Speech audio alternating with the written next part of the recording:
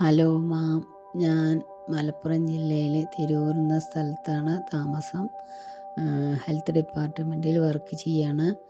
എൻ്റെ ഒരു കോവർക്കറാണ് എനിക്ക് ഫ്രീ ലിങ്ക് ഇട്ട് തന്നത്. അങ്ങനെ ഞാൻ ഒരാഴ്ച ലിങ്ക് കയറിയതിന് ശേഷമാണ് ഞാൻ യോഗ ചെയ്യാൻ തുടങ്ങിയത്. ഇപ്പോൾ ഏകദേശം 10 മാസത്തോളമായി.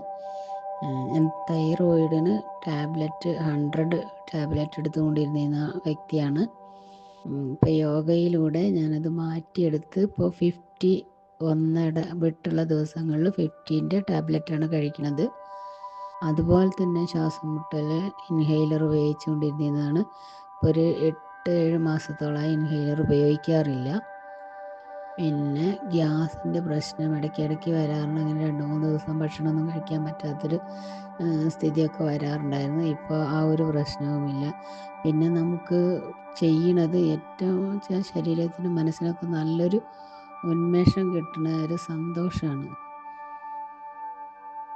ഇനിയും പറയുകയാണെങ്കിൽ ഒരുപാട് കാര്യങ്ങൾ പറയാനുണ്ട്. പിന്നെ മാമിൻ്റെ ക്ലാസ് തന്നെ നമുക്ക് വരാതിരിക്കാൻ തോന്നില്ല. എപ്പോഴും ക്ലാസ്സിൽ കയറണം എന്നുള്ളൊരു ആ ക്ലാസ് മിസ് ചെയ്യുമ്പോൾ ഭയങ്കര ഒരു വിഷമം പോലത്തെ അവസ്ഥയാണ്.